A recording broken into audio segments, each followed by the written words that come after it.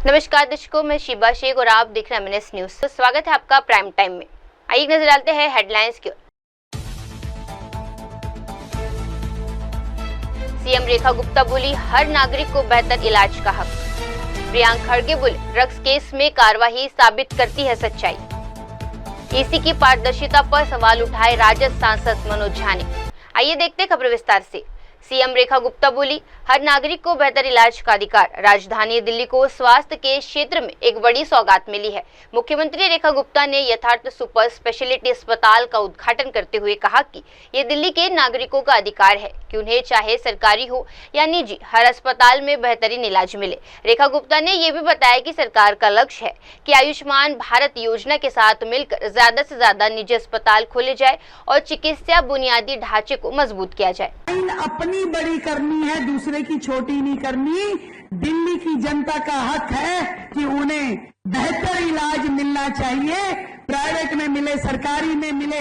और हम भी जितने अधिक प्राइवेट अस्पताल खुल के आयुष्मान योजना को लेकर के लोगों की सेवा करें और सरकारी इंफ्रास्ट्रक्चर को हम अपना डेवलप करें, इसलिए हमने ये सोचा है कि ये जो 7 अस्पताल कोविड के समय में जिनकी नींव रखी गई थी परंतु वो शुरू नहीं हो पाए थे, काम उनका आगे नहीं बढ़ पाया था, जिन्हें आईसीयू हॉस्पिटल डेवलप करने के लिए सोचा गया था, उसको सही मायने में एक दिल्ली के लिए बेहतर फैसिलिटी देने के लिए उन 7 प्रीमिसेस को हम सुपर स्पेशलिटी हॉस्पिटल, जिसमें कि हर एक हॉस्पिटल को जिसमें आईसीयू क्या जरूरत हो, जैसे कि एक कैंसर हॉस्पिटल, एक मात्र डिलीवरीज केसेस जो बहुत ही सीवियर होते हैं उनके लिए, एक किडनी ट्रांसप्लांट जैसे या और अंग प्रत्यारोपण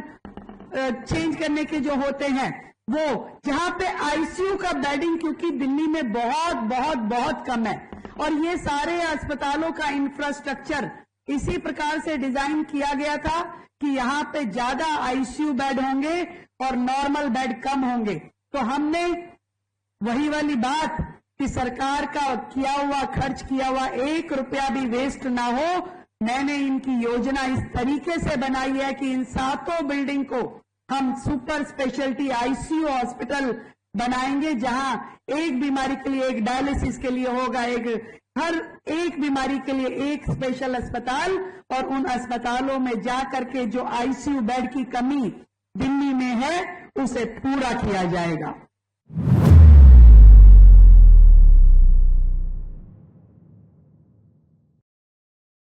आइए बढ़ते अगली खबर की ओर। प्रियंका खड़गे बोले, आरोप साबित हुआ, हमने कार्रवाई की। कर्नाटक में ड्रग्स तस्करी मामले को लेकर कांग्रेस और भाजपा आमने सामने आ गए हैं। भाजपा ने कांग्रेस के एक पदाधिकारी पर ड्रग्स तस्करी में संलिप्त होने के आरोप लगाए, जिस पर अब राज्य के मंत्री प्रियंका खड़गे ने तीखी प्रतिक्रिया दे दी है। प्रियंका खड़गे ने कहा, भाजपा के पास करने को और कुछ नहीं बचा है। यही सही है कि जिस व्यक्ति पर आरोप है वे कांग्रेस में कार्यकर्ता अवरोधक के पद पर था। हमने उस पर तुरंत कार्रवाई की और उसे पार्टी से बाहर निकाल दिया।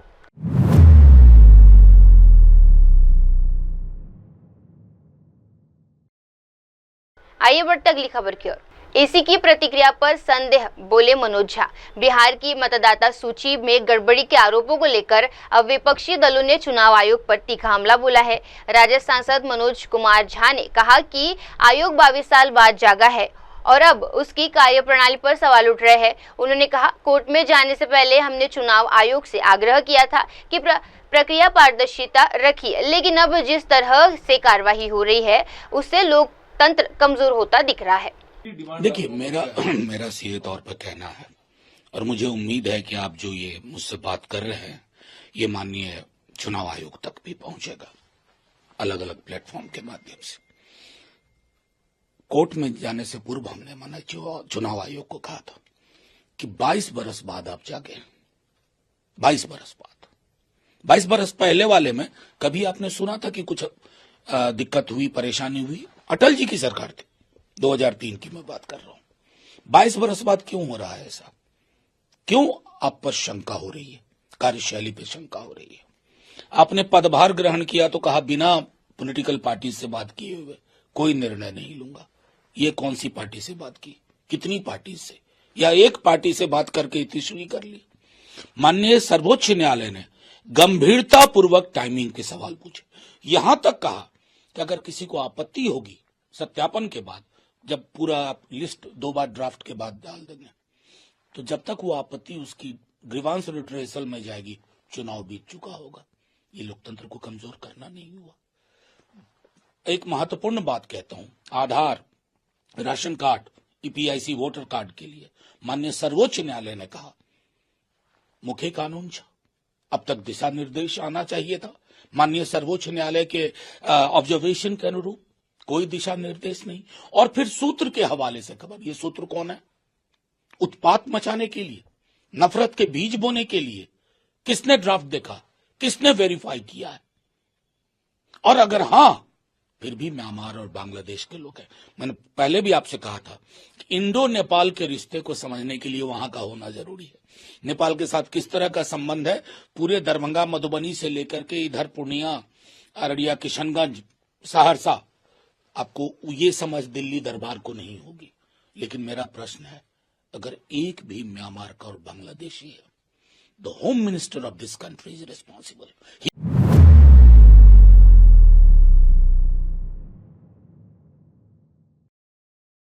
आइए बढ़ते अगली खबर की ओर। दुबई में भारतीय प्रवासियों से जुड़ा मध्य प्रदेश। दुबई, संयुक्त अरब अमीरात। यहाँ भारत प्रवासी समुदाय और मध्य प्रदेश के प्रवासी मित्रों के बीच एक विशेष संवाद कार्यक्रम का आयोजन किया गया। कार्यक्रम का उद्देश्य था प्रवासी भारतीयों के अनुभवों को साझा करना, मध्य प्रदेश से जुड़ाव को और मजबूत बनाना और संभावित निवेश एवं विकास अवसरों पर चर्चा करना। कार्यक्रम में व्यापार, संस्कृति, शिक्षा और स्वास्थ्य जैसे विषयों पर खुलकर बातचीत हुई।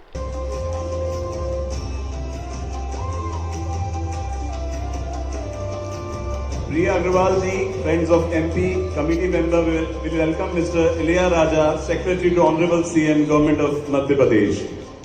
Priya ji on stage, please.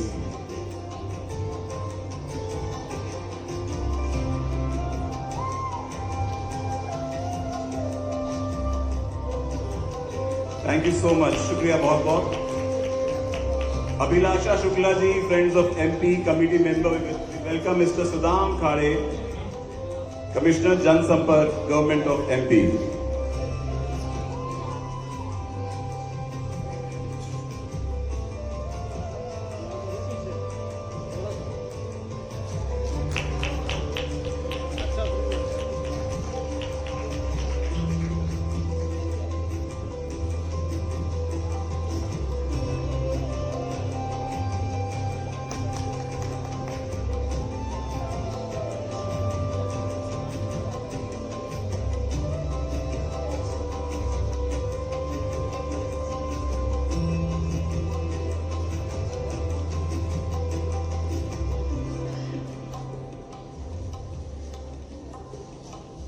ये मध्य प्रदेश का गान जो कि बहुत ही प्रसिद्ध है, उसकी कुछ पंक्तियां मैं सुनाकर फिर किसी को यहां पे बुलाना चाहूंगा बोलने के लिए। लेकिन उसके पहले कि सुख का दाता सबका साथी, सुख का दाता सबका साथी, शुभ का ये संदेश है, मां की गोद पिता का आशय, मेरा मध्य प्रदेश है। विंध्याचल सा भाल, नर्मदा का जल जिसके पास है, यहां ज्ञान विज्ञान का लिखा गया इतिहास है। उर्वर भूमि, सघन वन, रत्न संपदा जहां अशेष है, स्वर सौरभ सुषमा से मंडित मेरा मध्य प्रदेश है। जोरदार तालियां बजाई जाए। May I request Shri Jitendra Vaidya, president of Indian people's forum UAE and CEO and shareholder of prime for inspection LLC, एक ऐसी आवाज यहां पर जिनसे हम सभी का बहुत पुराना नाता है। और जब भी इंडियन कल्चर की बात आती है, चाहे वो मंदिर की बात हो, तमाम सारी बात जब भूमि की होती है, मध्य प्रदेश की होती है, तो ये नाम आता है मिस्टर जितेंद्र वैद्य का। May I request sir please come and say a few words, आपसे गुजारिश।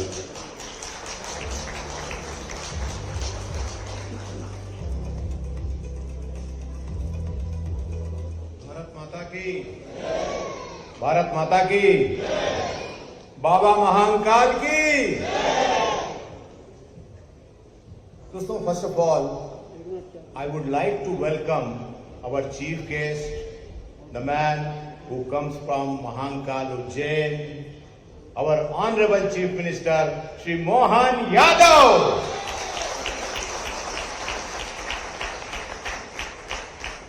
I also welcome our guest of honor, our dear friend, His Excellency Shri Satish Ji Sivan, the man who always safeguards the interest of our Indian community. He is like our family member. Without his presence, any of our event is not completed. Please give him a big hand. I also welcome our special guest, our elder brother, Shri Naresh Ji Bhavanani. He always help us to support the Indian diaspora, and I would like to really appreciate his efforts for our event Ahle Modi. Give him a big hand. I also welcome our dearest man from Madhya Pradesh, the man who always help our entire Indian community, Shri Vasu Dada Shroff.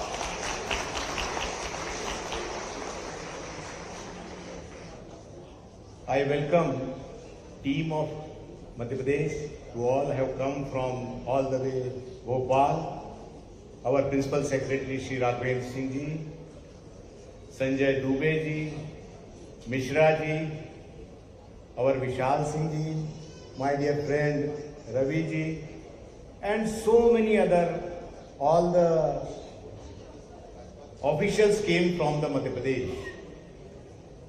दोस्तों, आज हमारा सौभाग्य है कि हम उस विराट व्यक्तित्व का स्वागत यूएई की धरती पर कर रहे हैं जिसने सदैव राष्ट्र को प्रथम रखा, जिसने मानव सेवा को माधव सेवा का स्वरूप दिया, एक बहुत ही सामान्य परिवार से आने वाले, छात्र जीवन से ही अखिल भारतीय विद्यार्थी परिषद के सिपाही, पार्टी और संघ के संस्कारों में पले बड़े, जिसने मात्र 16 वर्ष की उम्र में अपना पहला कॉलेज का चुनाव लड़ा और जीवन में आज तक 13 चुनाव लड़ चुके हैं। हर चुनाव प्रचंड बहुमत से जीते, क्योंकि आप चुनाव जीतने के लिए नहीं, जन सेवा के लिए लड़ते हैं और जनता का प्यार ही आपकी सच्ची शक्ति है। दोस्तों, मैं वो एक बिरला सौभाग्यशाली व्यक्ति हूं जिसे आपने 40 साल पहले कॉलेज और यूनिवर्सिटी दोनों का चुनाव लड़वाया और जितवाया है। ये वो कठिन दौर था जब हमारी सरकार नहीं हुआ करती थी, लेकिन उस कठिन दौर में भी आपने कई आंदोलन किए। मुझे याद है 1991 का आपका विश्वविद्यालय शुद्धिकरण आंदोलन, उस आंदोलन के बाद आपने जीवन में कभी पलट के नहीं देखा।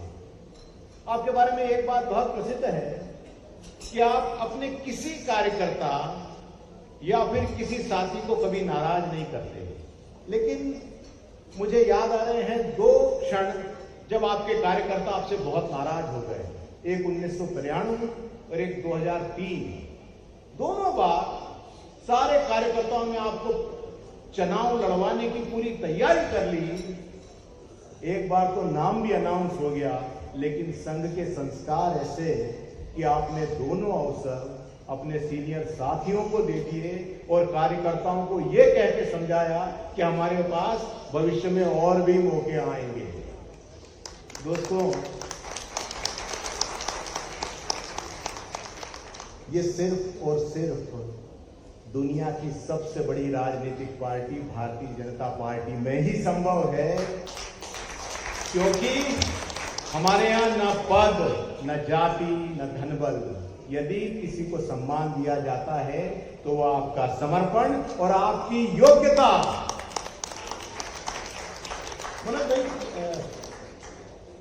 भाई साहब, मेरे को आपकी एक बात से बहुत प्रसन्नता मिलती है कि आप सिर्फ कार्यकर्ताओं का ख्याल नहीं रखते, बल्कि हमारे जो मार्गदर्शक स्वर्गीय शालिग्राम जी भाई साहब, उन्हें भी सदैव याद करते हैं और हर वक्त उनको अप्रिशिएट करते हैं।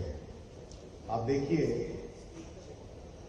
जब आपको बहुत ही कम लोग इस हॉल में शायद जानते होंगे कि जब आपका नाम मुख्यमंत्री पद के लिए पुकारा गया, तब आप चौथी लाइन में अनभिज्ञ खड़े थे।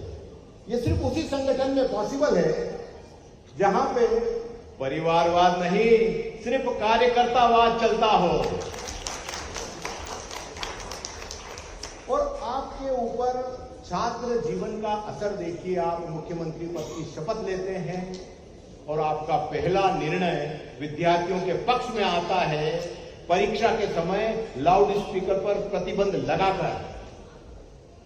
दोस्तों, आपने पीएचडी ली और डॉक्टर की उपाधि ली और अब आप इलाज भी करते हैं, लेकिन मरीजों का नहीं, सिस्टम का। आप सीधे जनता से संवाद करते हैं, उनकी समस्याएं पूछते हैं और त्वरित कार्रवाई के निर्णय लेते हैं। आप, कुछ समय पुरानी बात है, रात को 11 बजे अचानक ही एक अस्पताल के निरीक्षण पे चले गए। कई लोगों को लगा कि शायद कोई वीआईपी मरीज है जिसे देखने आए हैं। पूरे हॉस्पिटल में हड़कंप मच गया। एक नई नवेली कोई बेचारी नर्स आई थी जिसने ज्वाइन किया था। उन्होंने इनसे मासूमियत से पूछ लिया कि आप सर डॉक्टर हैं या निरीक्षण अधिकारी?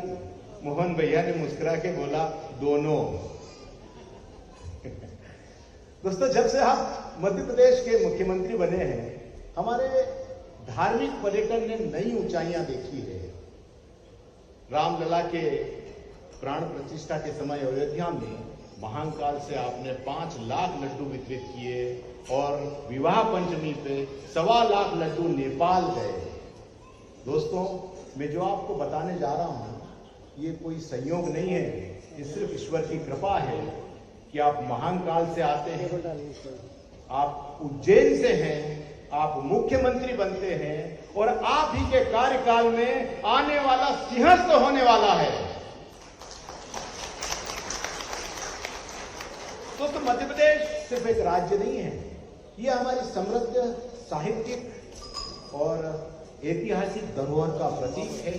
ये भूमि धर्म, संस्कृति, परंपरा और विकास का समागम है और इसकी यही विशिष्टता इसे भारत के सारे राज्यों से अलग खड़ा करती है और हमें गर्व से कहने का मौका देती है कि हम मध्य प्रदेश के निवासी हैं।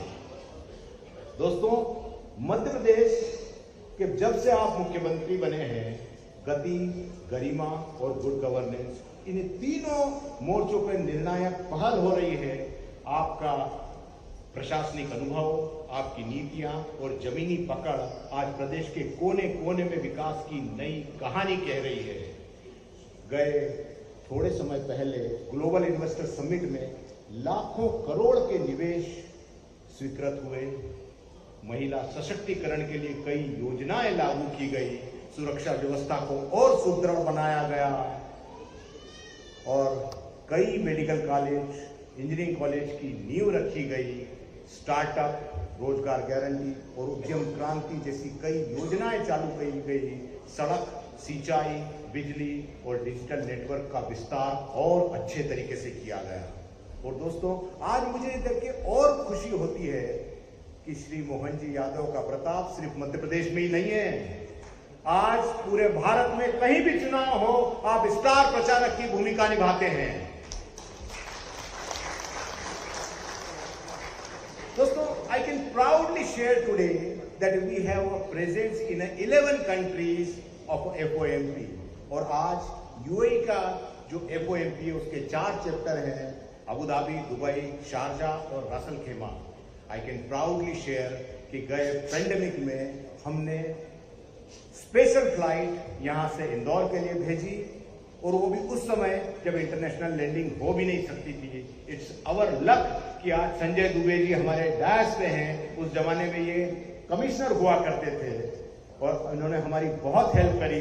और ये डबल इंजन सरकार का ही कमाल है कि उस समय के तात्कालिक civil aviation minister Shri Hardeep ji Puri ने इमीडिएटली हमें लैंडिंग की permission the.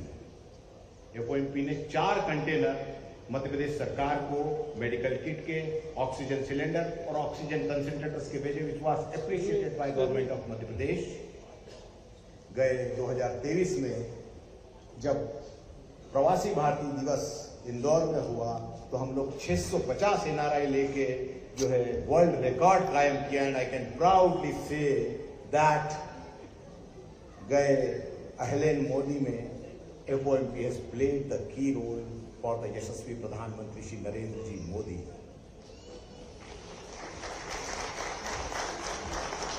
I have taken a lot of your time, but before I conclude, I must say कि ऐसे कर्मयोगी मुख्यमंत्री का स्वागत करना दोस्तों हमारा सौभाग्य नहीं, हमारा गौरव है, क्योंकि आप यदुवंशी तो हैं ही। आपका नाम भगवान श्री कृष्ण का पर्याय मोहन यादव है। मैं आप सभी से अनुरोध करता हूं, अपनी जगह खड़े होकर मेरे आपके सपने मुख्यमंत्री श्री मोहन जी यादव का जोरदार करतल ध्वनि से स्वागत कीजिए। देवियों सज्जनों, तालियां बजती रहनी चाहिए। Thank you very much. एक भारत श्रेष्ठ भारत। जय हिंद, जय भारत। धन्यवाद बहुत बहुत। Thank you so much mister Jitendra Vaidya, always a pleasure to listen to you. May I request his excellency Satish sir, consul general of India, to say a few words. Sir you can use the right that dais. Thank you so much. Thank you. जोरदार तालियां बजनी चाहिए। शुक्रिया। Thank you very much. It is always a test for one to take the dais after Mr. Jitendra Vaidya. You always set such high standards that it is very difficult for me to follow through, and every time I got caught in the same position. So, it is our pride, it is a moment of pride for us to have the Honorable CM of Madhya Pradesh, Shri Mohan Yadav ji, in our midst. But from the time that we got a first call from Mr. Raghavendra Singh about this visit, the kind of request that has been coming in from the community regarding interaction with him, meeting with him, time with him, it has been such a difficult task for us to say no. Such is his level of popularity that everybody wants to interact with him, meet with him, and from the moment we received him today morning, we could see why people want to be in his midst. Such a humble person, such a friendly demeanor, a person of the masses. There's no doubt why he is being liked by everybody. Even today, without much notice, when he landed in Babs Mandir, we had hundreds of people gathering there, creating a security situation there in Babs Mandir also.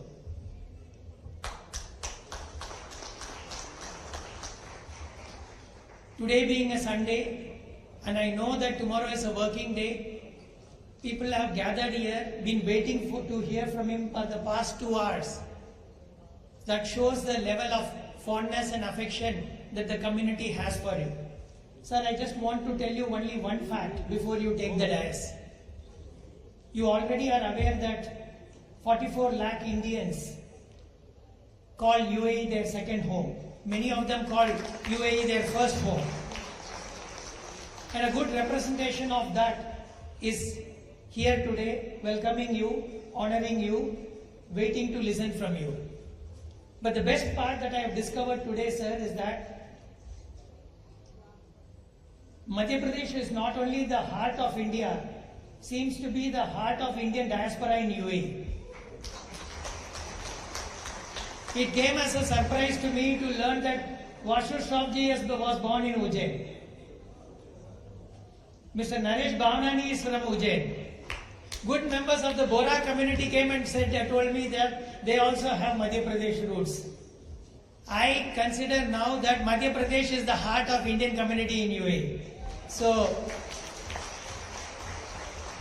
very happy very happy to join you today in welcoming the Honorable CM of Madhya Pradesh. We know that he has a very tight schedule. He is going to be here hardly 36 hours with us. But looking at the kind of reception that he has got today, I am sure he will make it a point to come back to Dubai and spend much more time with the diaspora and try and motivate you to achieve greater heights. So without taking much of your time, sir, welcome once again, and the floor is yours. Thank you very much. Thank you his excellency, शुक्रिया बहुत बहुत। मध्य प्रदेश को कहा जाता है अनंत संभावनाओं का प्रदेश। ये क्यों कहा जाता है, ये सवाल कुछ लोगों के दिल में अगर आ रहा है तो एक एवी आपके लिए यहाँ पे प्रस्तुत है, वो देखिए। और उसके पहले एक बार जोर से बोलिए नर्मदा मैया की। धन्यवाद।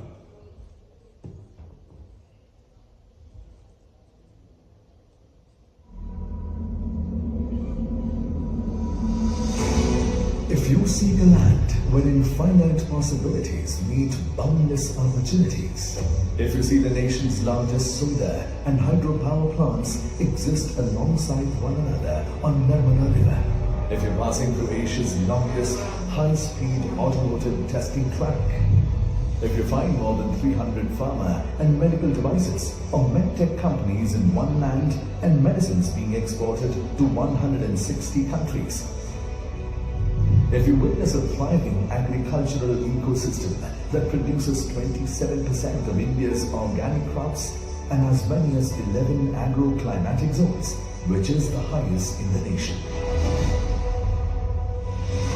If you're exploring a vast industrial land bank of more than 1 lakh acres, if you're not facing land and labor issues at all, if you're finding ample raw material for cotton, silk and man-made fiber, if you meet talent from India's first global skills park, IIT, IIM, NIT, NIFT, MANET and many prestigious institutions near you,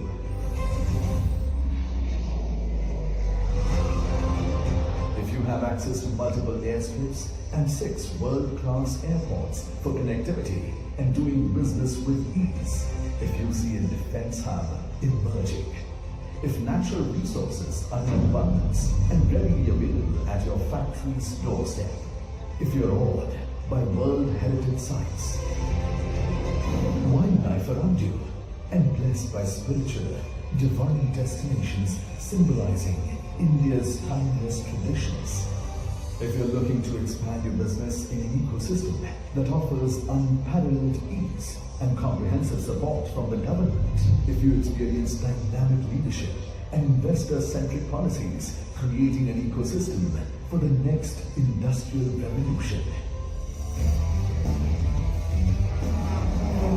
when you find infinite possibilities aligned in one place, you know you are in Madhya Pradesh, the heart of India, where tradition meets innovation and opportunities are ever expanding.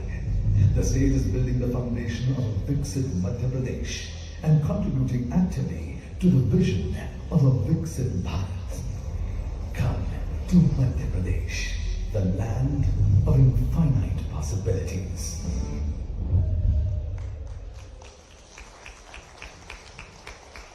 और जोर से तालियां होनी चाहिए। और अब वो घड़ी आ गई है जिसका हमें इंतजार है। मैं जिन्हें यहाँ पर मंच पर आमंत्रित करना चाहता हूँ, आप सिर्फ एक नेता नहीं हैं, एक दृष्टा हैं जिनकी सोच में है विकास। लेकिन उसके पहले एक छोटा सा चेंज, टूरिज्म पर एक एवी है, क्योंकि पर्यटन बहुत जरूरी है। इतनी खूबसूरत जगह है एमपी में, बहुत सारी देखने के लिए। मैं चाहता हूं कि वो एवी हम देखें, उसके बाद फिर मैं अपनी बात रखूंगा। Thank you so much.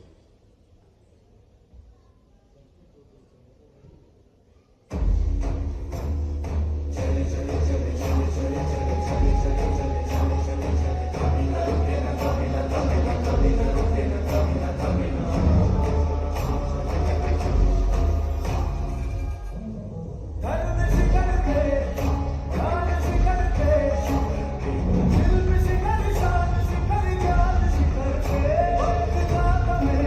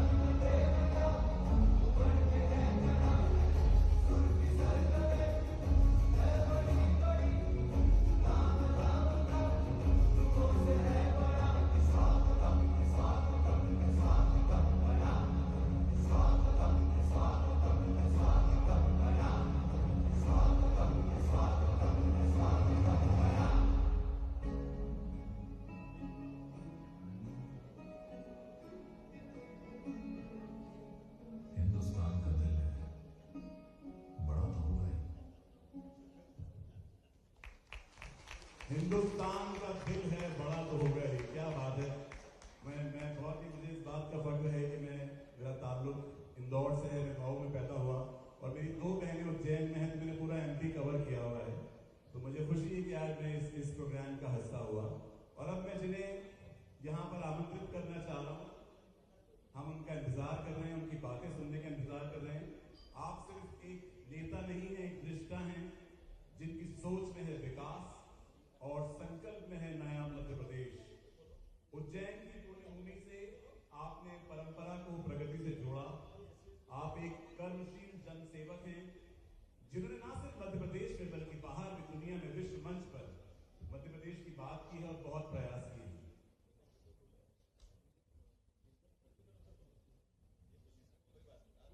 मैं जाहिर बात कर रहा हूं माननीय मुख्यमंत्री जी की, लेकिन मैं गुजारिश करूंगा कि पहले राघवेंद्र जी अगर 2 शब्द कह सकें तो। अच्छा, संजय सर पहले बोलेंगे, एक बार जोरदार तालियां बजाइए। संजय दुबे सर। अच्छा, additional chief secretary Sanjay sir. अच्छा, मैं संजय सर से और माननीय मंच से क्षमा याचना के साथ मुझे बेहद खुशी है दुबई में आज फ्रेंड्स ऑफ एमपी और इंडियन डायस्पोरा के इस प्रोग्राम में मुझे बोलने के लिए माननीय मुख्यमंत्री जी की तरफ से निर्देश मिला है। आज के इस कार्यक्रम के मुख्य अतिथि माननीय मुख्यमंत्री जी, कार्यक्रम में उपस्थित हमारे सम्मानीय अतिथिगण जो यहाँ पे विदेश में आके भारतवर्ष और मध्य प्रदेश का नाम रोशन कर रहे हैं, कार्यक्रम में उपस्थित हमारे वरिष्ठ अधिकारीगण, काउंसलर जनरल साहब और सभी हमारे जो इस प्रोग्राम में शरीक हुए हैं, उन सभी को मैं सबसे पहले मैं भारत माता की जय और वंदे मातरम के साथ उनका नमन करना चाहूँगा। मित्रों, मध्य प्रदेश के बारे में मैं केवल संक्षेप में अगर कहना चाहूँ तो भारत दुनिया की सबसे तेज बढ़ती हुई अर्थव्यवस्था है और मध्य प्रदेश भारत में अगर एक सिक्किम को छोड़ दें, छोटे राज्यों को, तो मध्य प्रदेश सबसे ज़्यादा तेजी से बढ़ती हुई अर्थव्यवस्था के रूप में है। अगर इस बात को अगर मैं और आगे अगर रेखांकित करना चाहूँ तो मध्य प्रदेश की जो जीएसडीपी की ग्रॉस स्टेट डोमेस्टिक प्रोडक्ट उसकी जो ग्रोथ रेट है वो पिछले 10-12 वर्षों में सर्वाधिक पूरे देश में बनी हुई है। मध्य प्रदेश में माननीय मुख्यमंत्री जी, आप उनको अभी सुनेंगे, माननीय मुख्यमंत्री जी का जो औद्योगिक विकास के ऊपर बहुत बड़ा उनका फोकस और उनका योगदान रहा है।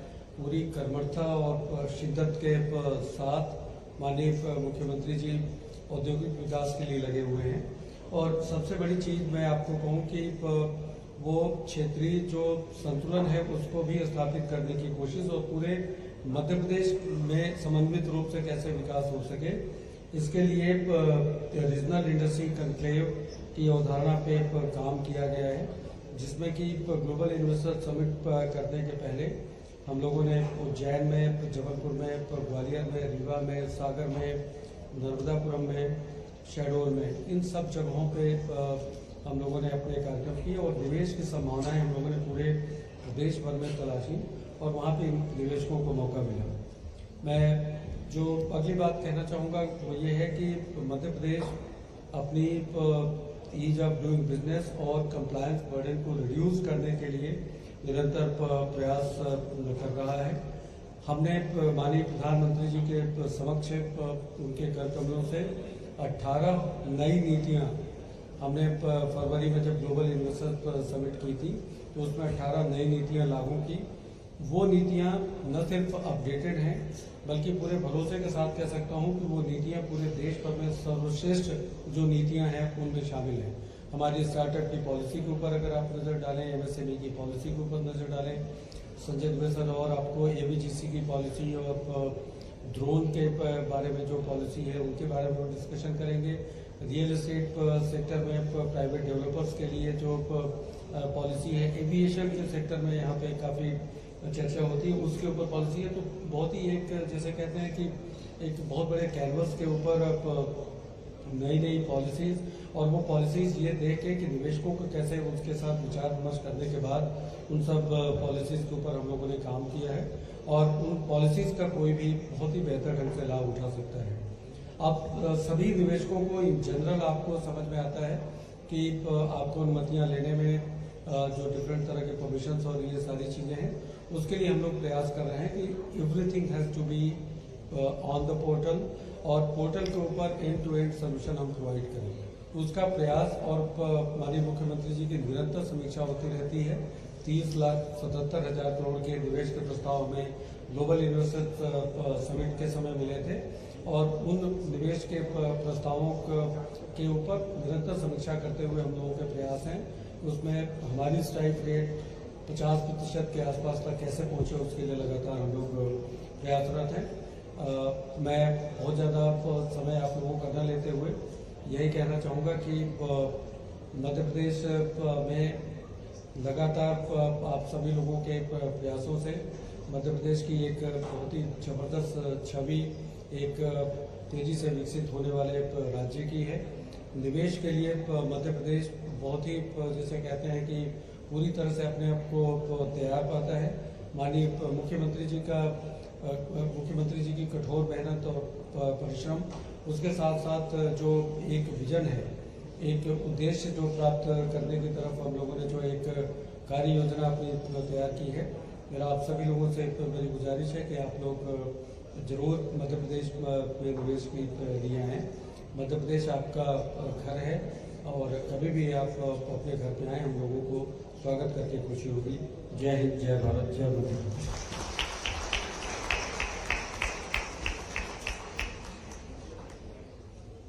बहुत बहुत मिस्टर राघवेंद्र, शुक्रिया बहुत बहुत। मे आई ना request mister Sanjay Dubey, additional chief secretary government of Madhya Pradesh. जोरदार तालियां बजनी चाहिए। Thank you so much.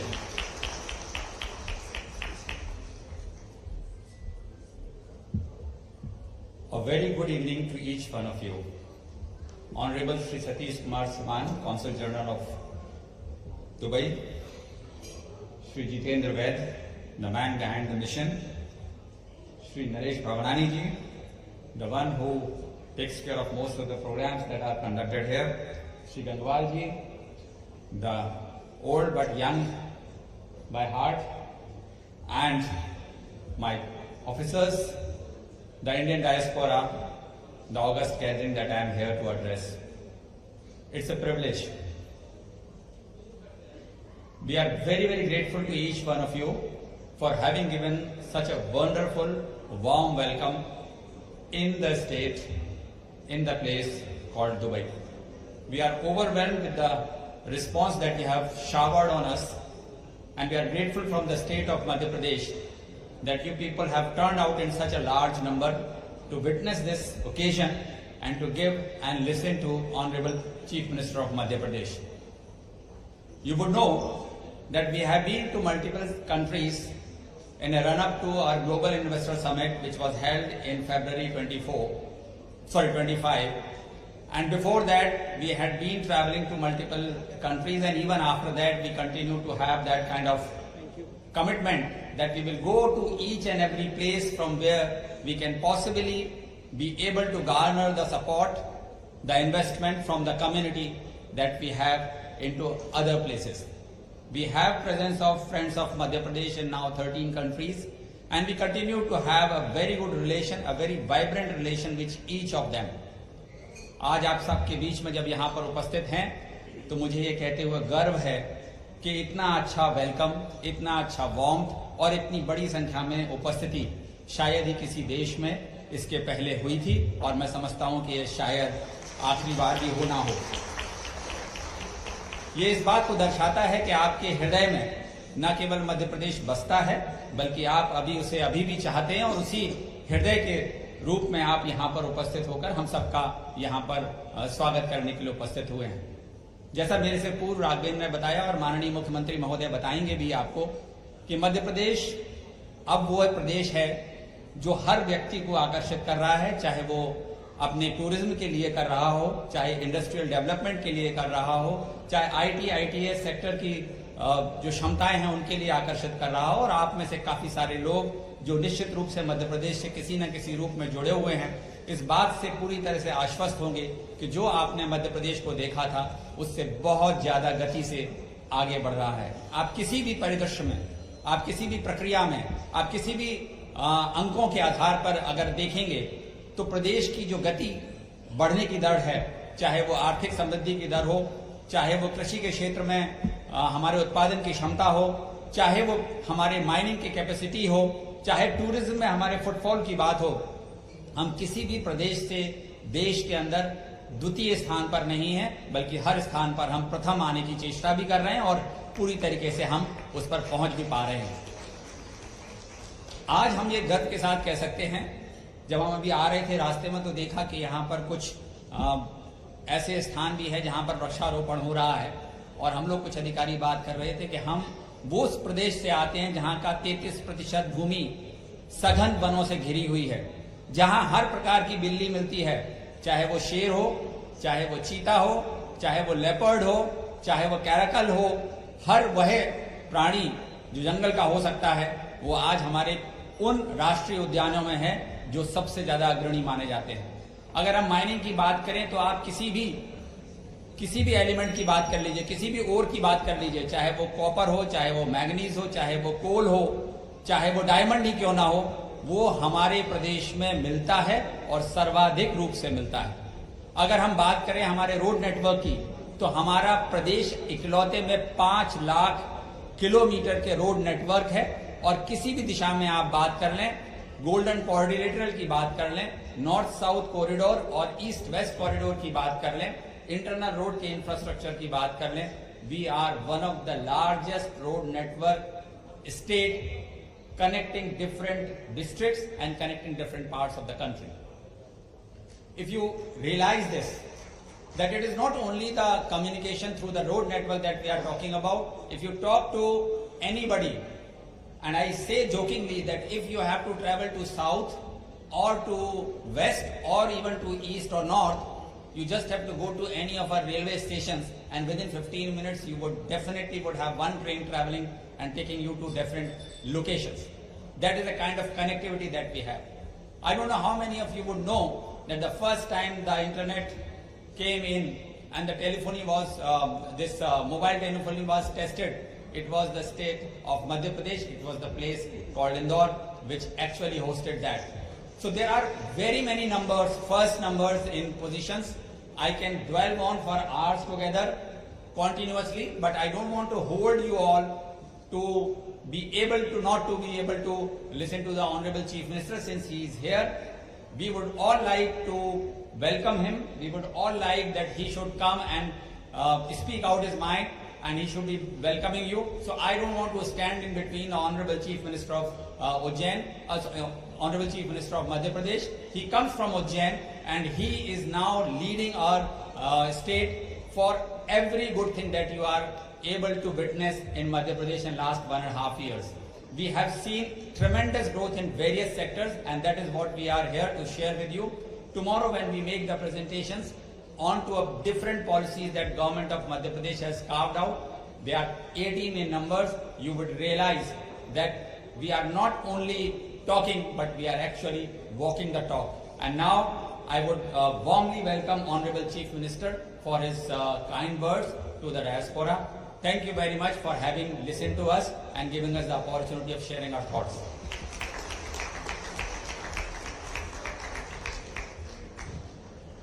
Thank you so much mister Sanjay Dubey, धन्यवाद बहुत बहुत आपका।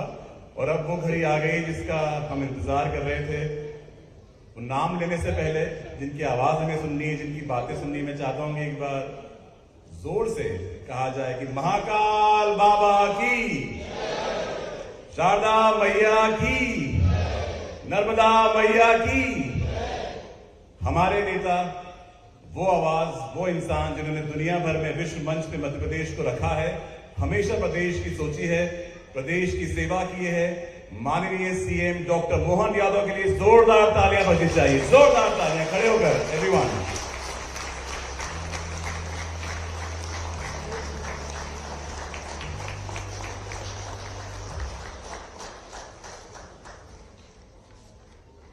आज के इस कार्यक्रम में मंच पर विराजमान भारत के महावाणिज्य दूत श्रीमान सतीश कुमार सिवान जी, मेरे कॉलेज के समय के साथी भाई जितेंद्र वैद जी, इस अवसर पर हमारे वरिष्ठ और उज्जैन से भी संबंध है, मध्य प्रदेश से है, देश का ही दिल है, हमारे वासु भैया, भगरानी जी, आपका भी वासु भैया, और नरेश भवनानी जी, आपका भी स्वागत, अभिनंदन।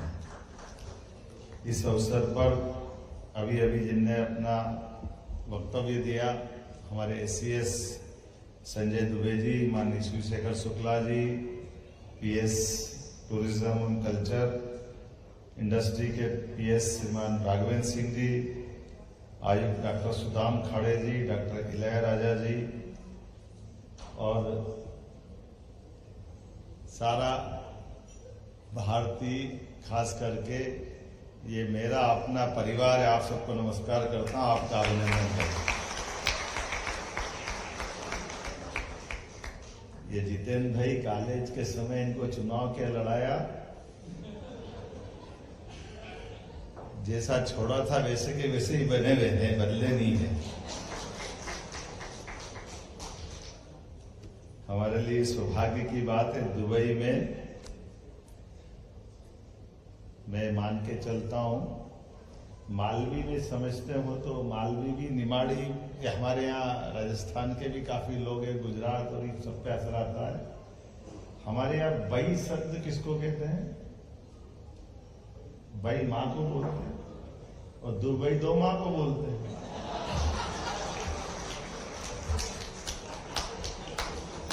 आप सबको बधाई दे रहा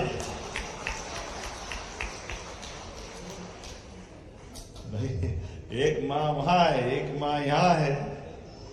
ये हमारा कल्चर है ना, जहाँ का अन्न जल खाते हैं, जहाँ हमारी दिनचर्या गुजरती है, हम जिस कल्चर से चल कर के आते हैं, वो कल्चर तो यही सिखाता है कि जहां रहो, जहां के रहो। बड़े मुल्ला साहब भी तो यही कहते हैं, वहां के बन के रहो, जड़ों से भी जुड़ के रहो, यही तो आनंद है हमारा। और इसी को माननीय प्रधानमंत्री के शब्दों में, विरासत से विकास और क्या होता है?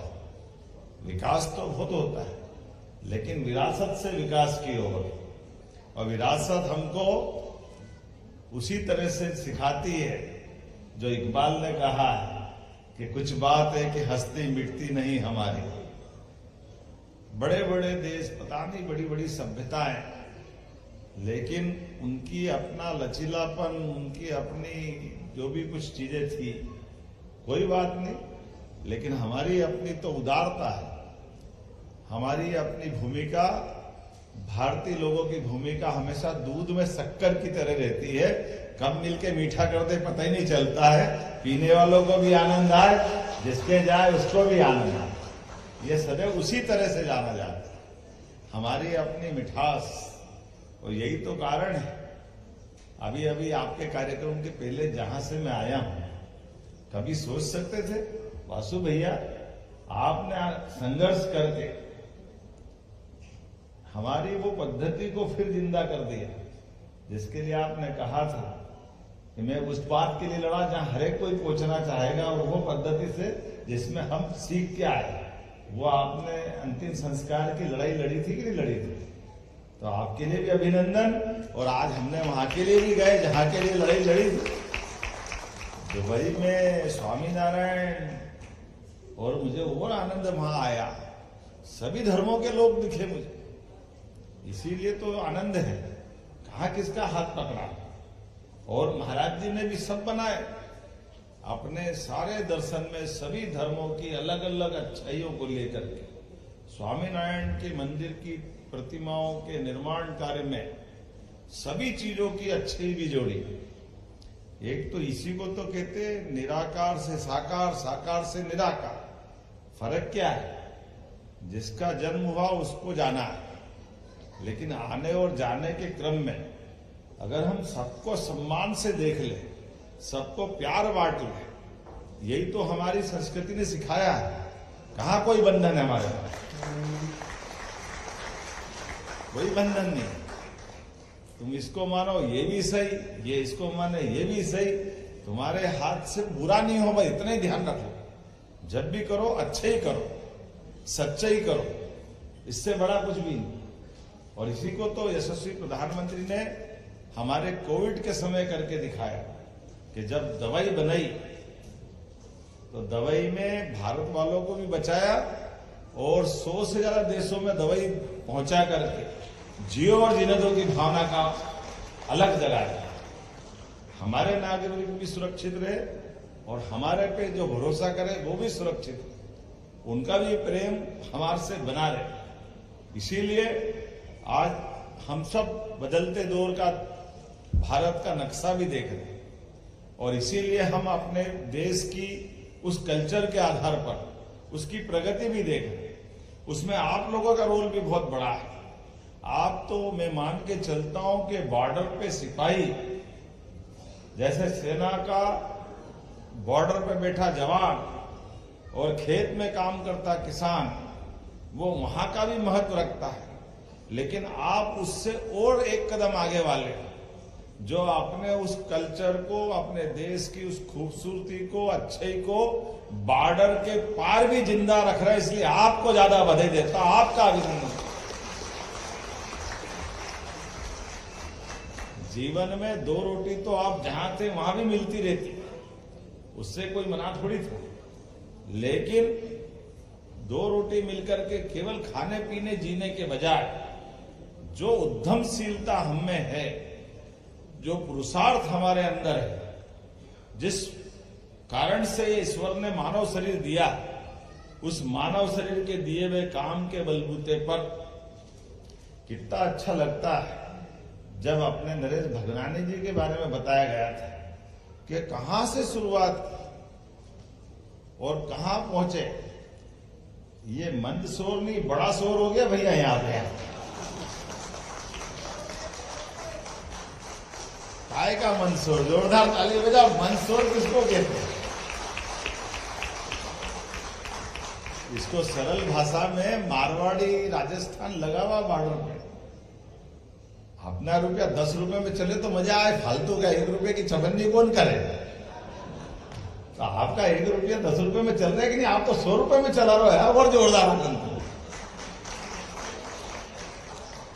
और आप यहाँ एक से बढ़कर एक, केवल आपको ये वासु भैया में भी वही देख रहा हूं। ये वासु भैया भी कम थोड़ी पड़ रहा है।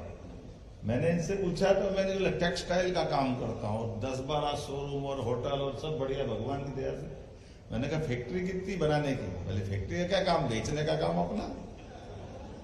तो ये जो व्यापार के अपने मार्ग बना करके अपनी पहचान बनाने, ठप्पे के साथ जब आए थे संघर्ष से, कोई बात नहीं। खून मां के पेट से राजा महाराजा पैदा होता है। जिसमें सामर्थ्य होता है, दम होता है, वो राज करता है। दुनिया का अतीत है।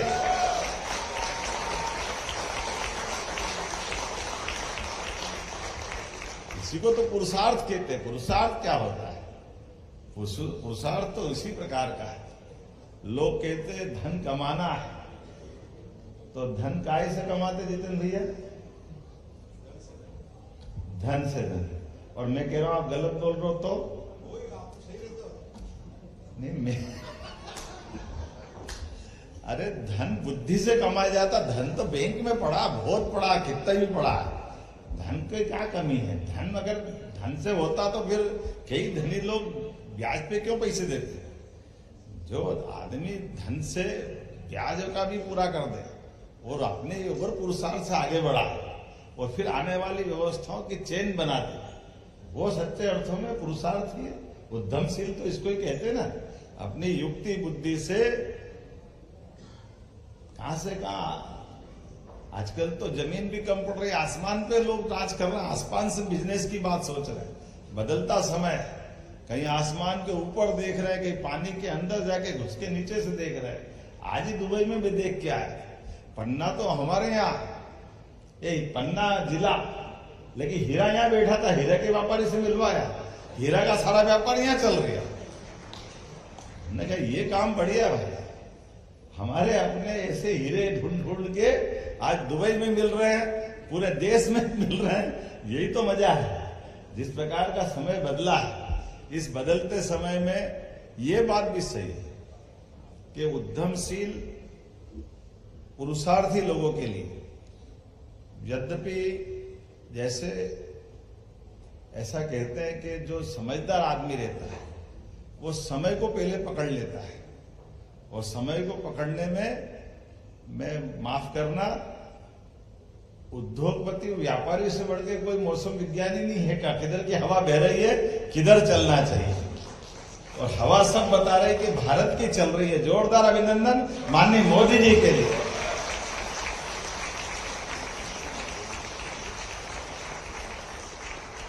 आज 50 साल पहले, 100 साल पहले बह रही होगी हवा, बह रही दुनिया भर, लेकिन अभी हवा सारी एक ही तरफ बह रही है। इधर से जाओ, उधर से जाओ, उधर से जाओ, उधर से जाओ, कहीं से भी जाओ, लेकिन भाया इंडिया ही जाना पड़ रहा है यार, कहीं से नहीं जा रहा है, कोई रास्ता नहीं है। इधर से जाओ, उधर से जाओ। और सच्चे अर्थों में निर्गुण सम्मेलन के अगर कोई नेता है तो नरेंद्र मोदी जी है। जोरदार अभिनंदन करो हमारे अपने मोदी जी।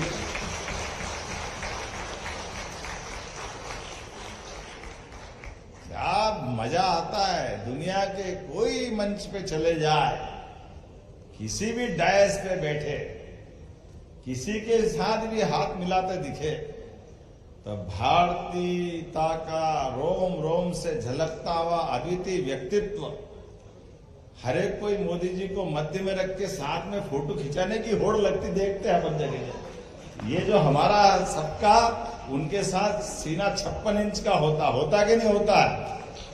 अच्छा लगता कि नहीं लगता है कि हाँ, हमारे कोई प्रधानमंत्री ऐसे हैं। और हमने सबने देखा कि केवल सामान्य काल में भी, कठिन काल में भी, असंभव काल में भी, हर काल में नेता वो जो अपनी उपस्थिति से देश और देश के लोगों की सभी समस्या का समाधान करने का मादा भी रखे। और कोई कारण से कठिनाई आए तो कठिनाई में भी अपने देश की सीमा के अंदर नहीं, देश की सीमा के बाहर भी अपने भरतवंशियों की रक्षा के लिए कुछ भी करने को तैयार हो, उस व्यक्ति का नाम नरेंद्र मोदी। हमें इस बात की प्रसन्नता, जिन पे सबको भरोसा। और इसीलिए हमने अपने बदलते दौर में आंखों के सामने, देश तो आजाद हो गया 47 में, लेकिन देश आजाद होने के बाद राज्यों की सीमा हमारा मध्य प्रदेश 56 में बन गया। कई सारे राज्य बाद में बने, आगे बने, पीछे बने, और आप तो वो सब भी देख लो। कई सारे देश जो 47 के बाद भी आजाद हुए, वो कहां से कहां चले गए। लेकिन अपने देश को दुर्भाग्य से लंबा समय गुजारना पड़ा। लेकिन कोई बात नहीं, बीती ताही विसार दे, आगे की सुध ले।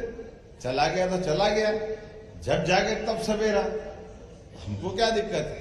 लेकिन आंकड़ा देखो तो ध्यान में आए, कहां 1947 में भारत पूरे विश्व के परिदृश्य में 15 नंबर पे था, और 15 नंबर तक आते आते स्वर्गीय भारत में अटल बिहारी वाजपेयी जी का समय छोड़ दो, उस समय भी उनने तो 24 दलों की मिलकर सरकार चलाई। 24 दलों की सरकार चलाना, ये भी अपने आप में लोकतंत्र को फिर भी बचाए रखना। जोरदार अभिनंदन माननीय अटल जी के लिए। और आज के इस पूरे दुनिया के परिदृश्य में ऐसा उज्जवल धवल चरित्र भी, उनकी 100वीं जन्म शताब्दी चल रही है, कि लोकतंत्र के अंदर भारत की खूबसूरती कैसी है कि एक वोट से ही सही सरकार चली गई तो मुंह पे मलाल नहीं आया, वो अटल बिहारी वाजपेयी है। यह हमने सबने देखा। सरकार का मतलब नहीं है, नैतिकता बड़ी बात, और उस नैतिक मूल्यों को बचाए रखने में अटल जी ने जो जीवन जिया है, और अटल जी के बाद अभी का समय आया, हम तो ये चकाचौंध भरी दुनिया में, वो ऊपर देखो तो टोपी नीचे निकल जाए अपने, तो इतनी तो मंजिली बिल्डिंगें यहां दिख रही है। लेकिन ऐसे समय में भी जिनकी अपनी खुद की छत नहीं है, हमारे प्रधानमंत्री जी की, लेकिन हाँ, अब बदलते दौर की तस्वीर देखना भारत की, तो 4 करोड़ लोगों को पक्के मकान देने का बड़ा पुण्य का काम किसी ने किया, उनका नाम नरेंद्र मोदी जी। हमारा कोई भी धर्म हो, लेकिन मानवता कहती है कि कोई भूखा नहीं सोना चाहिए। ये कहने की बात नहीं। मुझे नहीं मालूम कि 80 करोड़ में कितने सारे देश अंदर आ जाएंगे। 200 देश में से 80 करोड़ की आबादी, कितने देश हो जाएंगे दूसरे छोटे मोटे मिलाओ तो? कितने हो जाते? 100 के आसपास तो हो ही जाएंगे। लेकिन 100 देशों के लोगों को रोज निःशुल्क भोजन करा करके 28 तक का संकल्प फिर लिया है कि कोई भूखा नहीं सोना चाहिए। सारे पैसे सरकार देगी। एक संकल्प कोई कर सकता है, मोदी जी कर सकते हैं, ये भारत करके दिखा रहा है। और एक नहीं कितने उदाहरण भरे पड़े। हमारे राज्य के अंदर, राष्ट्र के अंदर भी चिंता पाल रहे हैं और अगल बगल के देश में भी। श्रीलंका की कठिनाई का माहौल आया तो श्रीलंका को मदद करके उसकी मदद की।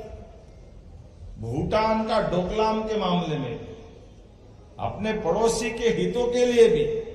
हाँ, हम कहते हैं कि हमारे पड़ोसियों से संबंध कैसे होना चाहिए, पड़ोसी की जान, पड़ोसी की कठिनाई में देश का नेता और देश के लोगों का चरित्र क्या होना चाहिए। ऐसी कई सारी बातें मैं बता सकता हूं, लेकिन वापस मध्य प्रदेश पे आते हैं। अपन जिस काम से आए उसकी बात भी कर लें।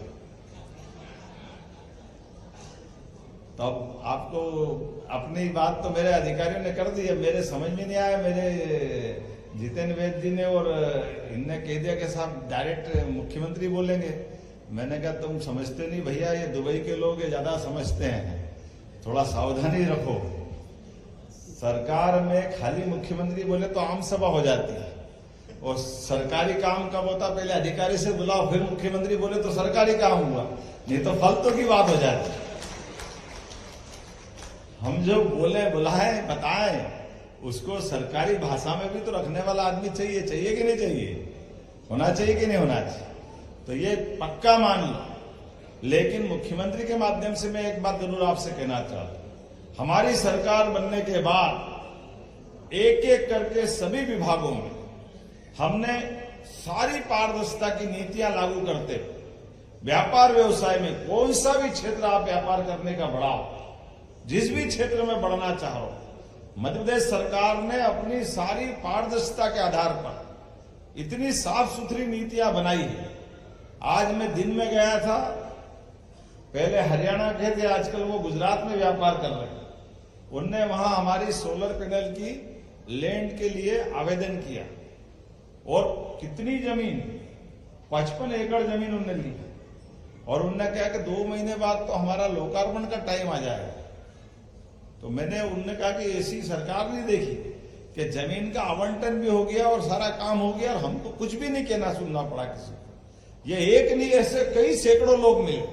मैंने धन्यवाद दिया कि अच्छा हो मेरी आज आपसे आंख मिली कि आपने भी हमारे यहाँ निवेश कर दिया। क्या इतना जबरदस्त माहौल चल रहा है कि आज किसी क्षेत्र में आप बताइए, फैक्ट्री आप डालो।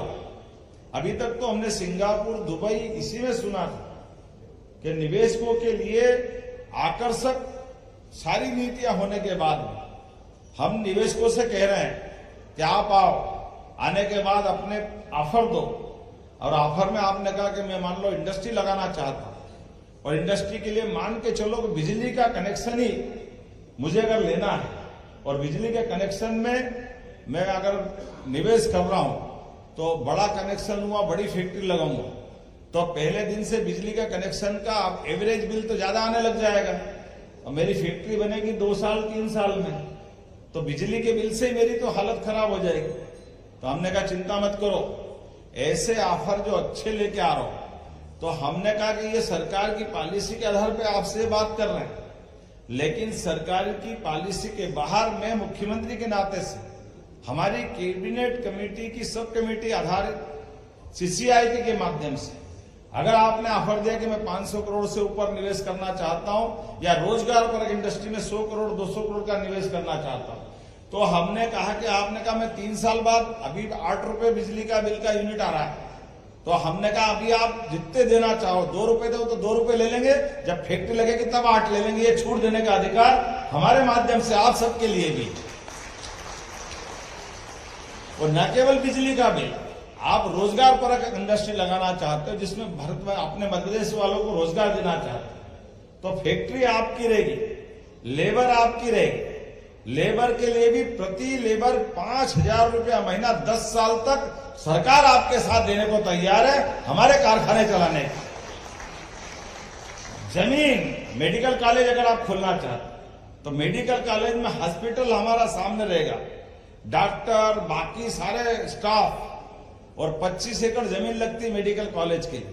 1 रुपए में हम जमीन देंगे और मेडिकल कॉलेज के लिए हॉस्पिटल 2 साल तक आपको, और बाद में जो प्रोसेस करना है आप पूरी प्रोसेस कर लो, उसके बाद मेडिकल कॉलेज पूरा आप खड़ा करो, हमको कोई परेशानी नहीं। एक एक करके वो सारी चीजें करते जा रहे हैं जो एक उद्यमी को शुरुआत के समय में मदद की जरूरत पड़ती। कोई सा वो क्षेत्र नहीं छोड़ रहे जिसमें इस बात की कोई तकलीफ आए, लेकिन हाँ, हमारे लोगों को मौका देने के लिए, आगे बढ़ाने के लिए हमारी जितनी योजना है वो योजना केवल कागज पे नहीं रहे, कागज के बजाय मैदान में उतरे। हर एक वो संभावना की जगह जहां लोग अपने व्यापार व्यवसाय को बढ़ाना चाहते हैं, वहां आकर हम अपनी बात रख रहे हैं।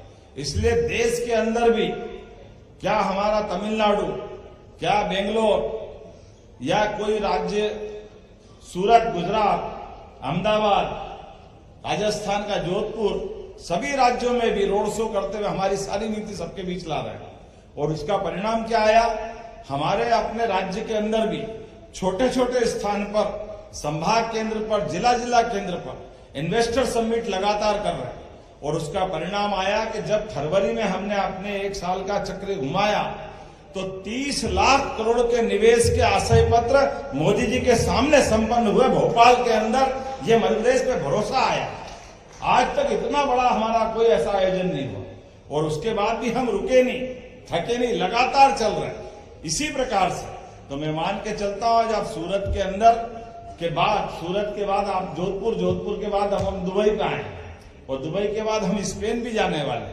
पहले विदेश में जर्मनी, जापान, इंग्लैंड, लगातार ये क्रम चल रहा है। तो मैं मान के चलता हूं आपके अपने ये रिश्ते और मजबूत करने के लिए यहां भी रोजगार करो, यहां भी काम बढ़ाओ, लेकिन मध्य प्रदेश आपको बुला रहा है। ये निमंत्रण देने आपको बीच में आया हूं कि आइए मध्य प्रदेश से जुड़े सभी प्रकार की व्यवस्थाओं में।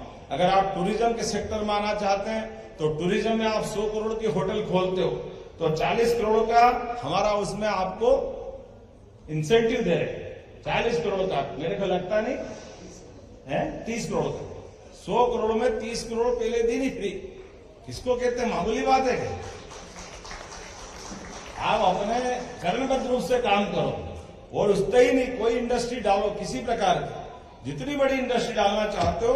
अगर हमारे पास उस तरह की अलग अलग रचना बनाई हुई है और उसके बावजूद भी प्रति मंगलवार उद्योगपतियों से, सोमवार मंगलवार भोपाल में सीधी संवाद करते हैं, सभी प्रकार कोई क्षेत्र नहीं छोड़ रहे। मैं मान के चलता हूं आज का हमारा आयोजन, ये प्रवासी भारतीयों का फ्रेंड्स ऑफ एमपी संवाद, इसी भावना को रख करके संपन्न हो रहा है। मेरी अपनी ओर से आप सबका आभार, धन्यवाद, बहुत बहुत धन्यवाद।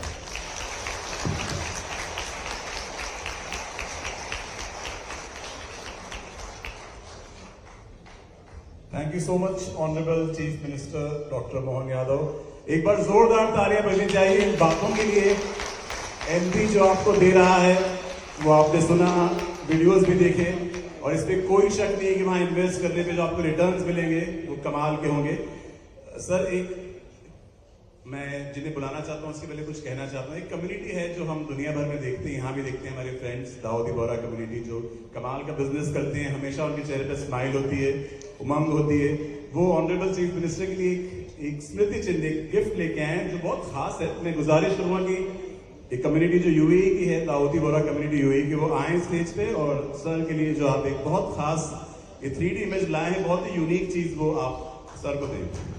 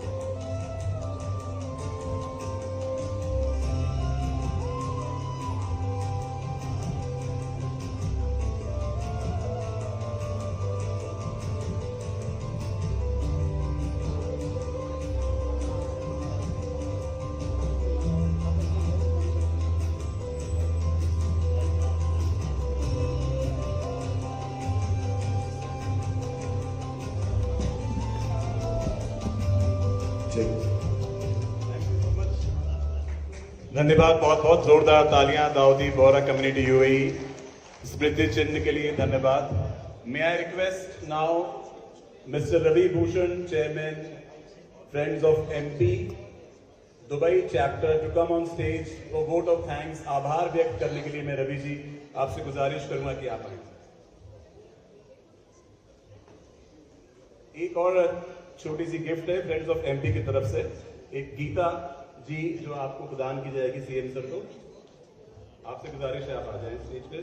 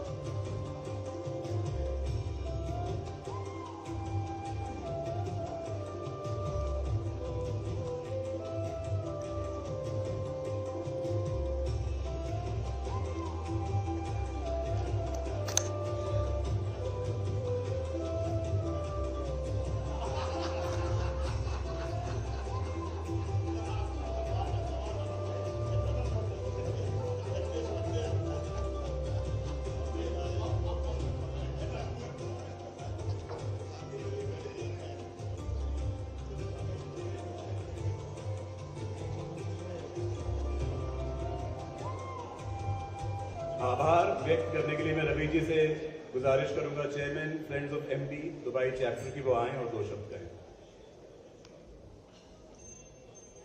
सभा खत्म करने का मन तो नहीं कर रहा है, लेकिन मुझे वोट ऑफ थैंक्स देने की जिम्मेदारी दी गई है। मैं माननीय सम्माननीय श्री डॉक्टर मोहन यादव जी जो हमारे चीफ गेस्ट हैं, बड़ा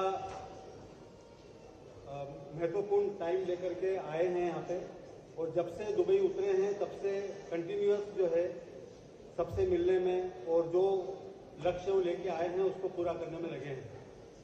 तो मैं उनका बहुत बहुत धन्यवाद अदा करता हूँ, और साथ में हमारे दुबई में जो कॉन्सुल जनरल हैं श्री सतीश सिवान जी, उनका मैं बहुत आभार व्यक्त करता हूँ। और स्टेज पर सभा में उपस्थित जितने भी माननीय अन्य अधिकारीगण हैं, सबको मैं बहुत बहुत धन्यवाद देता हूं कि उन सबने समय निकाल के यहाँ आए हैं। मैं गवर्नमेंट ऑफ मध्य प्रदेश और एमपी आईडीसी का बहुत हृदय से धन्यवाद देता हूं, और हमारे गगन मुद्गल जी और जो टीम पीआर टीम आई है इंडिया से, मध्य प्रदेश से, उन सबका भी मैं बहुत अभिवादन करता हूं। और आप सारे लोग जो यहाँ आए हैं सबको बहुत हृदय से धन्यवाद देता हूं कि आप।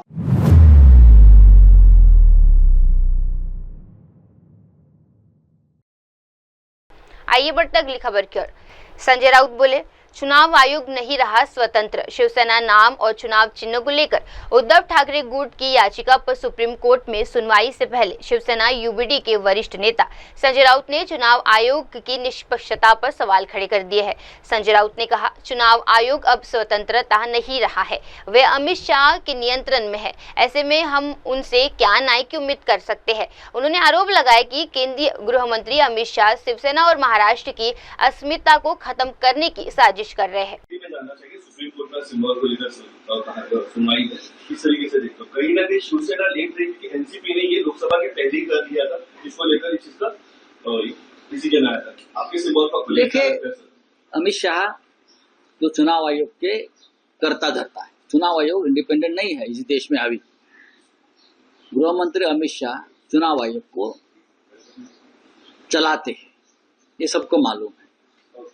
अब जिस चुनाव आयोग को अमित शाह जी चलाते हैं, उससे क्या न्याय की हम अपेक्षा करेंगे? अमित शाह जी शिवसेना को खत्म करना चाहते हैं, महाराष्ट्र को खत्म करना चाहते हैं। ऐसे में जो शिवसेना महाराष्ट्र की चौकीदार है, वो चौकीदार को खत्म करने के बाद ही वो सब कुछ जो मुंबई लूटना चाहते हैं ना लोग, तो सबसे पहले हमारी पार्टी हमसे छीन ली, जो पार्टी बाला साहब ठाकरे ने बनाई। हमारा पार्टी का जो सिंबल है वो हमसे छीन लिया, और किसको दिया? एक चोर को दिया, एक लफंगा है उसको दे दिया। जिसका पार्टी से कोई संबंध नहीं, वो पार्टी छोड़कर भाग गया, जिसको हमने पार्टी से निकाल दिया। ये हमारी चुनाव आयोग की परिस्थिति है। अमित शाह चला रहा है चुनाव आयोग, उनसे हम क्या न्याय की अपेक्षा कर सकते हैं? तो हम सुप्रीम कोर्ट में ही जाएंगे। हम सुप्रीम कोर्ट में भी गए थे, वापस गए हैं। जब हमें न्याय की अपेक्षा है तो हम बार बार सुप्रीम कोर्ट जाने के सिवा हमारे पास कोई मार्ग नहीं है। अब देखेंगे क्या होता है। सीएम ने कहा कि उद्योग का फायदा है, युवा पढ़ के देखे तब इनको मतलब समझने की क्या खुद मिस्टर देवेंद्र फडणवीस ने जन सुरक्षा कायदा फिर एक बार पढ़ना चाहिए, खुद ही पढ़ना चाहिए। वो कानून बनाने वाले कौन लोग हैं? हमारे पास है, वो पुलिस वाले हैं, खाकी वर्दी वाले हैं। उनकी मानसिकता क्या है? उनकी मानसिकता उज्जवल निकम जैसी है।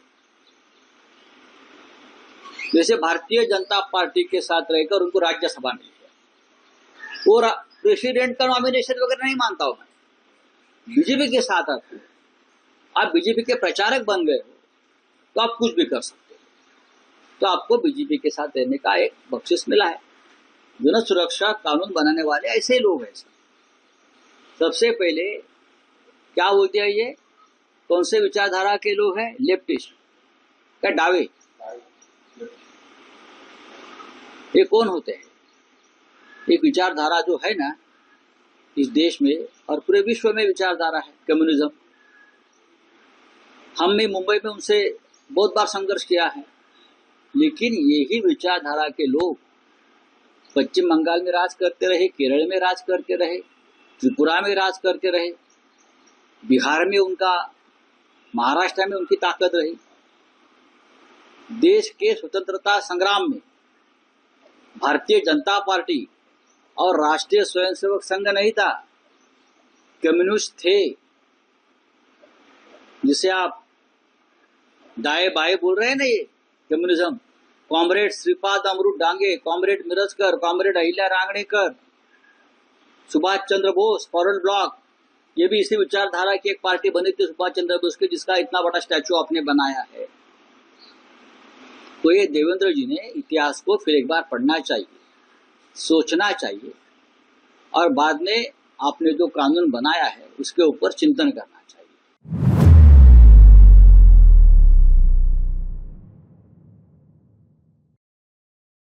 आइए बढ़ते अगली खबर की ओर। जो हुआ वो गलत था, बोले चंद्रशेखर बावनकुले।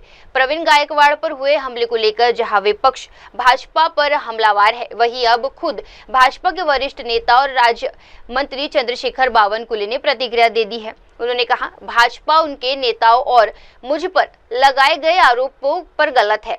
हम प्रवीण गायकवाड़ पर हुए हमले की निंदा करते हैं। जो हुआ वे बिल्कुल भी ठीक नहीं था।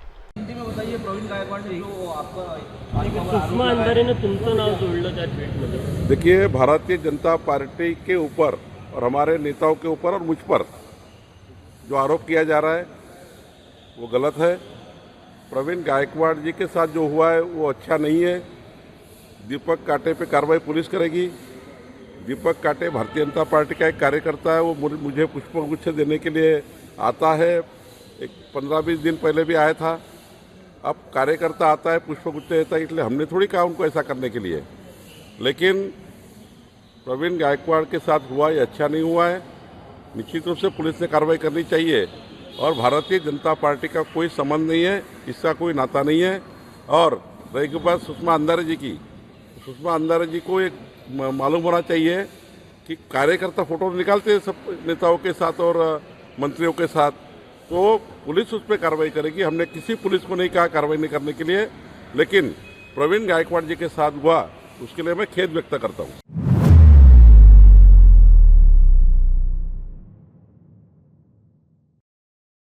आइए बढ़ते अगली खबर की ओर। छत्तीसगढ़ विधानसभा सत्र से पहले बीजेपी की बैठक। रायपुर में मुख्यमंत्री विष्णुदेव साय के आवास पर भाजपा विधायक दल की महत्वपूर्ण बैठक हुई। यह बैठक आगामी मानसून सत्र की रणनीति को लेकर बुलाई गई थी, जो कल से शुरू हो रहा है। बैठक के बाद वन मंत्री केदार कश्यप ने कांग्रेस पर हमला बोलते हुए कहा कि सरकार सत्र को लेकर पूरी तरह से तैयार है, लेकिन कांग्रेस के पास कोई ठोस मुद्दा नहीं है। उनके आधे से ज्यादा विधायक तो सत्र में आते ही छोड़ चुके हैं। आज माननीय मुख्यमंत्री श्री विष्णुदेव साय जी के अध्यक्षता में विधायक दल की बैठक संपन्न हुई और कल से मानसून सत्र प्रारंभ हो रहा है। सरकार पूरी तरीके से तैयार है। कांग्रेस के पास में मुद्दे नहीं हैं।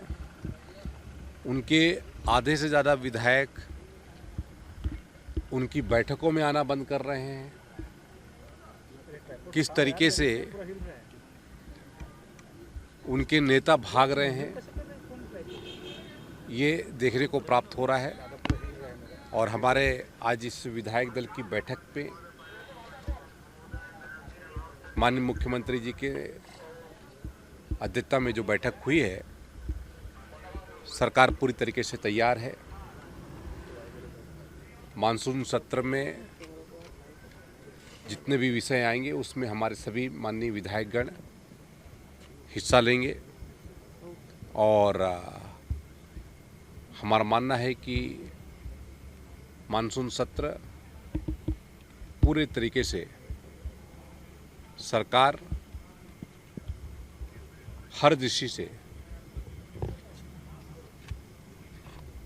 सभी मंत्रीगण अपनी पूरी तैयारी के साथ में विधानसभा सत्र में भाग लेंगे। कल विधानसभा अध्यक्ष आदरणीय श्री डॉक्टर रमन सिंह जी के मार्गदर्शन पर नए विधानसभा परिसर पर बृहद वृक्षारोपण का कार्यक्रम रखा गया है और उसके साथ साथ बायोडायवर्सिटी और वेटलैंड पर भी एक प्रेजेंटेशन रखा गया है।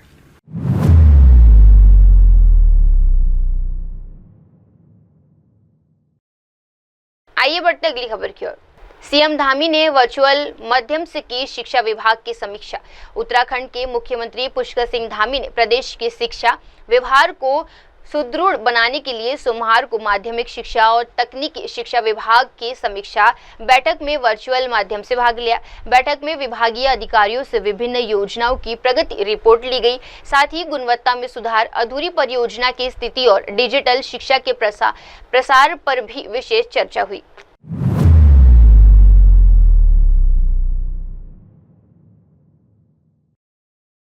आइए बढ़ते अगली खबर की ओर। हरियाणा सीएम बोले, लोक केंद्र ने संपन्न भाव से देश की सेवा की। राजस्थान के चुरल जिले में भारतीय वायुसेना एक मिल 21 फाइटर जेट दुर्घटनाग्रस्त हो गया। इस हादसे में स्क्वाड्रन लीडर लोक केंद्र सिंह ने देश के लिए अपने प्राणों की आहुति दे दी है। हरियाणा के मुख्यमंत्री ने इस दुखद घटना पर गहरा शोक व्यक्त करते हुए कहा, स्क्वाड्रन लीडर लोकतंत्र सिंह ने अत्यंत संपर्क और वीरता के साथ देश की सेवा की। उनका बलिदान हमेशा स्मरणीय रहेगा। हमारे एयरफोर्स के अंदर विंग कमांडर एक बहुत ही मजबूत साथी, जिन्होंने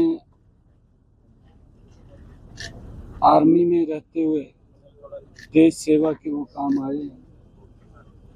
क्योंकि जब वो ट्रेनिंग के अंदर ट्रेनिंग दे रहे थे और जगुआर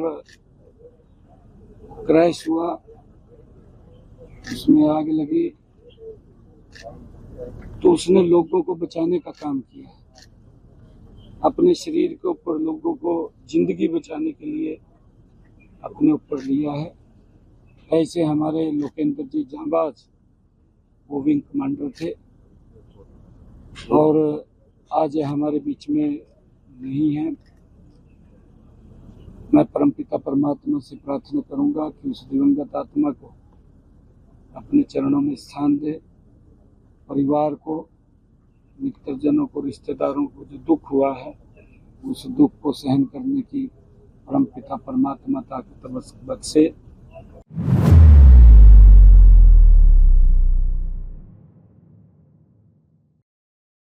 आइए बढ़ते अगली खबर की ओर। नितिन गडकरी बोले, ज्ञान है सबसे बड़ी ताकत। नागपुर में आज महाराष्ट्र राज्य अग्रवाल सम्मेलन का आयोजन किया गया, जहां मुख्य अतिथि के तौर पर केंद्रीय सड़क परिवहन और राजमार्ग मंत्री नितिन गडकरी ने युवाओं और उद्यमिताओं की ताकत पर जोर दिया। गडकरी ने अपने संबोधन में कहा, ज्ञान एक बहुत बड़ी ताकत है। नवाचार, उद्यमिता, विज्ञान, प्रौद्योगिकी, अनुसंधान, कौशल और सफल प्रथमाओं को हम ज्ञान मानते हैं और यही ज्ञान जब सही दिशा में उपयोग किया जाता है तो उसे धन में बदला जा सकता है। मैं अक्सर एक बात कहता हूं कि नॉलेज ये बहुत बड़ी ताकत है, शक्ति है। बाबा साहब अंबेडकर जी ने नॉलेज को कहा था कि ये वाघिन का दूध है और इसलिए innovation, entrepreneurship, science, technology, research, skill and successful practices, इसको हम नॉलेज कहते हैं और conversion of knowledge into wealth हमारा भविष्य होता है। आज हमारा देश विश्वगुरु बनने के लिए हम सब प्रयास कर रहे हैं। हमारे देश को वर्ल्ड की 3rd लार्जेस्ट इकोनॉमी हमको बनानी है। हमारे देश को $5 ट्रिलियन की इकोनॉमी और ये आर्थिक दृष्टि से एक समृद्ध संपन्न देश अगर बनाना है तो सबसे बड़ी ताकत अगर कोई है तो हमारी young talented engineering train man power जो है वो शिक्षा से कितनी पढ़ी लिखी है उसके आधार पर हमारे देश का भविष्य निर्माण होने वाला है। अब वक्त हो चला है दर्शकों छोटे से ब्रेक के बाद भी जुड़े रहिए, देखते रहिए MNS न्यूज टीवी। धन्यवाद। नमस्कार, मैं Abhishek Bachchan. Keep watching MNS news. आप देख रहे हैं MNS न्यूज, सच